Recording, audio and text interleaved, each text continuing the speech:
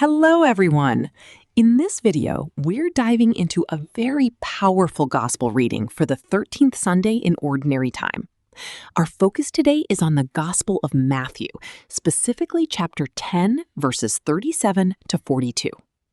In this presentation, we are going to unpack what we call the radical demands of the sovereign king.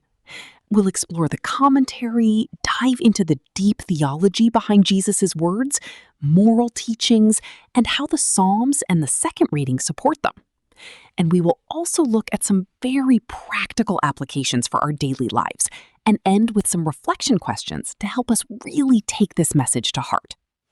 Let's get started by reading and reflecting on the gospel verses in Matthew 10, verses 37 to 42.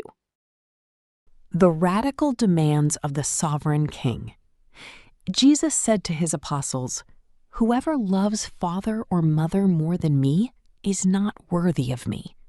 And whoever loves son or daughter more than me is not worthy of me. And whoever does not take up his cross and follow after me is not worthy of me. Whoever finds his life will lose it, and whoever loses his life for my sake will find it. Whoever receives you receives me, and whoever receives me receives the one who sent me. Whoever receives a prophet because he is a prophet will receive a prophet's reward. And whoever receives a righteous man because he is a righteous man will receive a righteous man's reward. And whoever gives only a cup of cold water to one of these little ones to drink because the little one is a disciple, amen, I say to you, he will surely not lose his reward." Matthew 10, 37 through 42. In this passage, Jesus says something that can sound quite shocking at first. He tells us that whoever loves their father, mother, son, or daughter more than him is not worthy of him. He challenges us to take up our cross, to be willing to lose our lives to find them. And he promises beautiful rewards for those who receive his prophets and disciples, even if it's just offering a simple cup of cold water. These are strong, demanding words, but as we'll see through the wisdom of the church, they are actually words of profound love and invitation. The demand unveils the divine identity. So why does Jesus make such a strong demand? To a first-century Jewish listener, family was everything. The fourth commandment, honor your father and mother, was sacred. But Jesus is doing something incredible here. By demanding a love that is even greater than our love for our parents or children, Jesus is actually revealing who he is. He is claiming the kind of ultimate, supreme love that belongs to God alone. The love commanded in the Shema, "You shall love the Lord your God with all your heart." St. John Chrysostom beautifully pointed out that Jesus is showing his true dignity as the Son of God by commanding us to place his love above all earthly ties. The unbroken chain of divine identification. Now, let's look at how Jesus connects us to himself and to the Father. There is a beautiful, unbroken chain of mission here. The Father sends the Son commissions the disciples, and the disciples go out into the world. Jesus tells his followers, "He who receives you receives me, and he who receives me receives the one who sent me."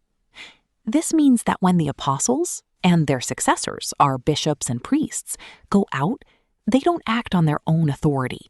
They are bringing the actual presence and authority of Christ to us.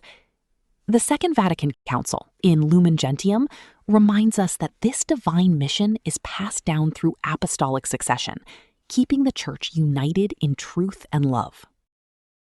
The scriptural symphony of discipleship. The beauty of our Catholic faith is how the Old and New Testaments sing together in perfect harmony. We see three great themes here. First, prophetic hospitality, shown in the story of the Shunammite woman in 2 Kings, who welcomed the prophet Elisha and received the miraculous gift of a son.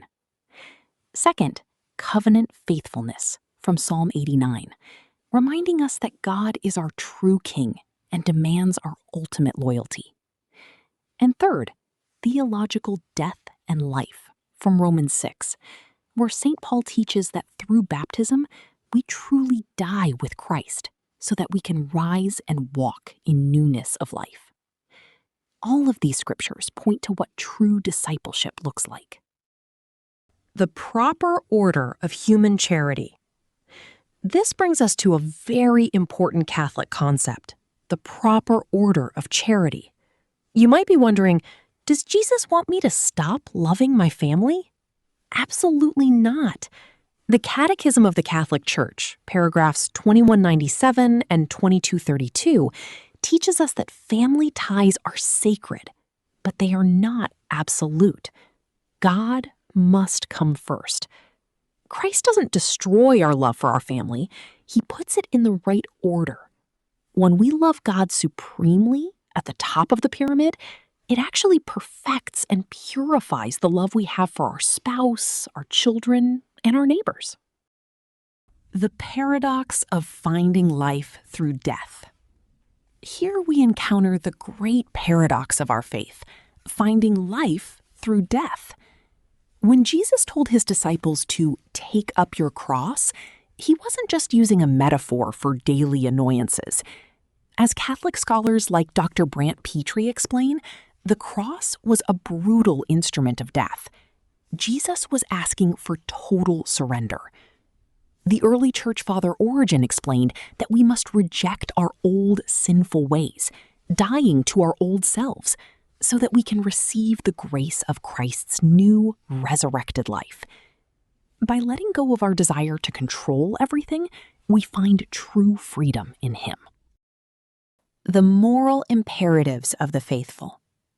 What does this mean for us practically? It gives us 3 moral duties. First, the duty to provide.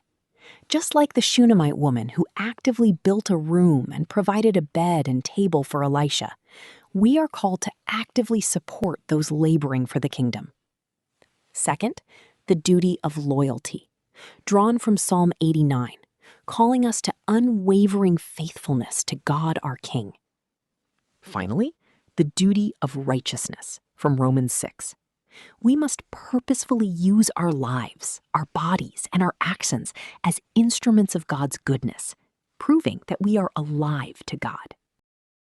The boundless grace of a cold cup of water. I absolutely love this next point.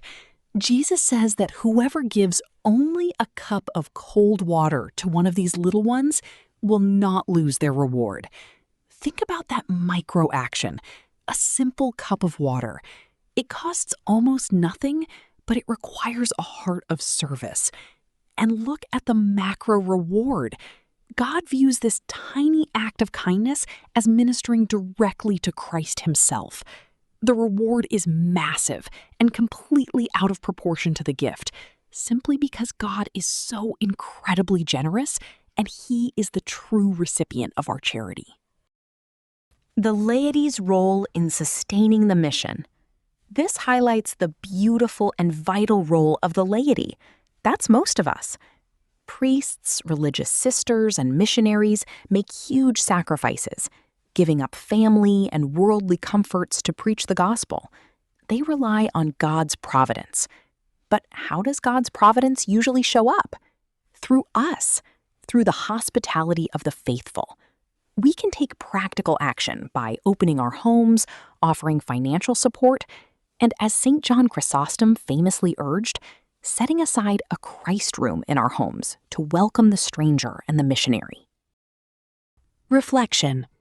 The benchmark of discipleship. Let's pause for a moment of reflection.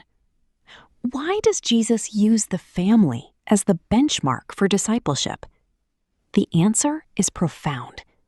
To show that even our most sacred, fundamental human bonds must be surrendered to the priority of God's kingdom.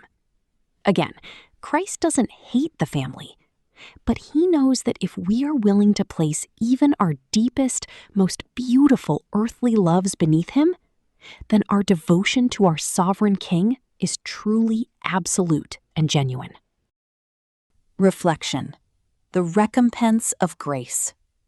Our second reflection question: what is the prophet's reward in daily life? It is the profound blessing of participating directly in the prophet's divine mission.